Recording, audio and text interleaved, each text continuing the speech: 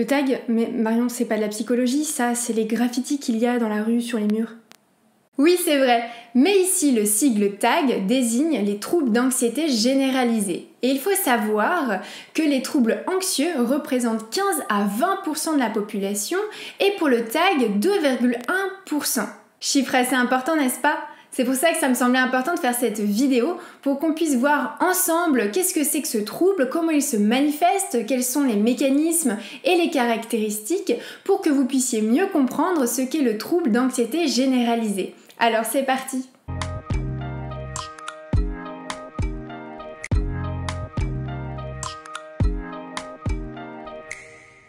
Avant de commencer, si vous n'êtes pas abonné à ma chaîne YouTube, n'hésitez pas à le faire dès maintenant en cliquant sur la petite cloche pour être informé des nouvelles vidéos dès leur parution.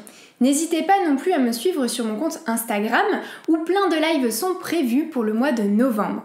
Et enfin, vous pouvez vous abonner à la Psy Letter qui est un e-book gratuit mensuel. Vous avez le lien directement dans la barre de description. Le tag, c'est quoi? C'est juste des gens qui sont chiants parce qu'ils se font trop de soucis, c'est tout, hein. Non. Malheureusement, c'est une idée bien trop répandue. Les tags sont des troubles anxieux qui se caractérisent par, premièrement, des soucis excessifs qui deviennent difficiles de contrôler et deuxièmement, des symptômes associés. Et ces symptômes peuvent être de nature diverse et variée. De la fatigue, de l'irritabilité, des difficultés à se concentrer, des troubles du sommeil, des tensions musculaires, etc. Mais c'est quoi le souci ? Eh bien, ce sont des pensées envahissantes qui commencent la plupart du temps par des « et si ». Je vais intégrer ce moment où je réfléchis dans ma vidéo. Mais si ça plaisait pas?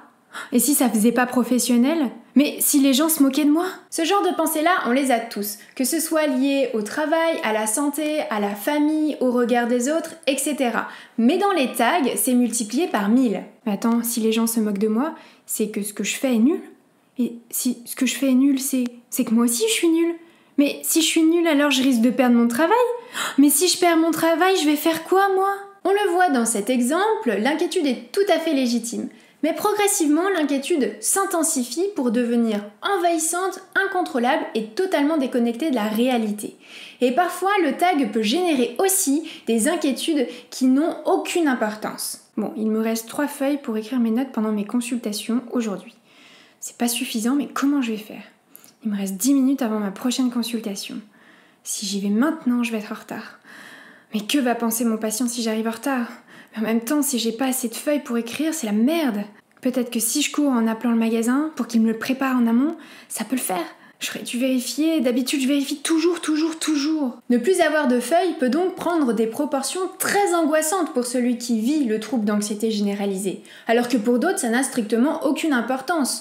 Pour lui, ça devient vital. Et cette anxiété peut donc l'amener à vérifier sans cesse, à avoir du mal à déléguer, à planifier, à demander aux autres de le rassurer ou encore à remettre en question ses propres choix. Oui, enfin bon, c'est normal de s'inquiéter, tu te fais jamais de soucis toi ? Évidemment, mais c'est toujours une question d'équilibre. L'inquiétude est tout à fait normale, mais comme on vient de le voir, elle peut devenir pathologique. Et ça n'est pas un trait de personnalité. C'est un trouble qui est envahissant, incontrôlable et qui fait souffrir à la fois celui qui le vit, mais aussi son entourage. Je pensais pas que c'était comme ça. Ça a l'air vraiment dur à vivre, mais pourquoi elles se font autant de soucis ? Il existe plusieurs caractéristiques du tag. Premièrement, les personnes qui ont ce trouble ne supportent pas en général l'incertitude, donc elles vont être dans l'hyper-contrôle. Évidemment, puisque l'incertitude est trop angoissante, donc on contrôle. De cette manière, elles se font croire qu'elles peuvent contrôler l'avenir.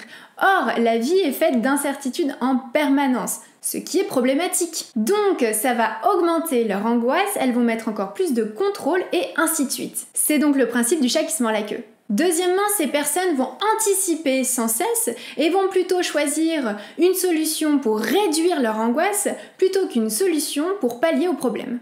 Oh là là, j'ai pas le temps d'aller au magasin acheter des feuilles. C'est mieux que j'annule le rendez-vous avec mon patient. Comme ça, au moins, j'aurai 1 heure pour aller chercher mes feuilles, je serai tranquille.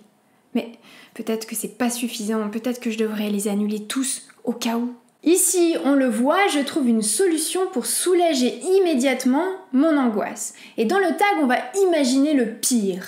Et le pire va automatiquement se passer. Donc ça fait peur. On va donc trouver une solution pour d'abord soulager l'angoisse plutôt qu'une solution qui va résoudre le problème. Et ici, en réalité, annuler mes rendez-vous est bien pire que de ne plus avoir de feuilles, mais pour moi, à ce moment-là, c'est la meilleure solution pour soulager immédiatement mon angoisse. Or, cette solution va avoir plusieurs conséquences que je n'entrevois pas. Premièrement, elle va avoir un impact sur l'estime de moi. Bah oui, parce que je vais me dire que je suis une mauvaise psy, je suis pas capable de vérifier le stock de feuilles et qu'en plus je me vois dans l'obligation d'annuler mes rendez-vous.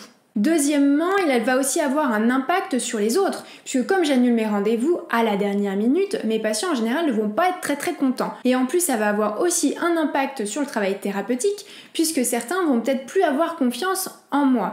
Et enfin, il y a aussi l'aspect financier. Bref, tout ça, je ne le vois pas. Mais ces personnes, elles se rendent pas compte qu'elles choisissent pas les bonnes solutions ? Si, majoritairement. Mais c'est pas si simple que ça en fait, de changer une dynamique. Il y a ce que l'on appelle un phénomène de dépendance. Ici, la dépendance du cerveau est celle d'apaiser immédiatement, de soulager immédiatement son angoisse. Sauf que s'il choisit la solution qui va résoudre le problème, son angoisse elle va pas être automatiquement apaisée. Donc il va préférer la solution qui apaise, qui soulage immédiatement son angoisse, au risque qu'il y ait plein d'autres conséquences derrière, ça n'a aucune importance. Ce qui compte là, maintenant, tout de suite, c'est de soulager l'angoisse. Et puis un autre phénomène apparaît, celui de l'apprentissage. C'est-à-dire que la prochaine fois que vous allez avoir une angoisse, votre cerveau va vous dire « Hey, souviens-toi, la dernière fois t'étais angoissée, t'avais fait ça.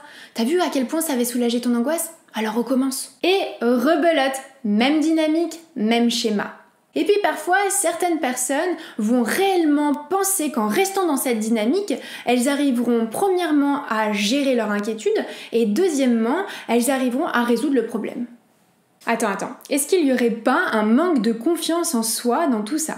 En partie, oui. La troisième caractéristique est liée au manque de confiance en soi et en son inquiétude. Quoi ?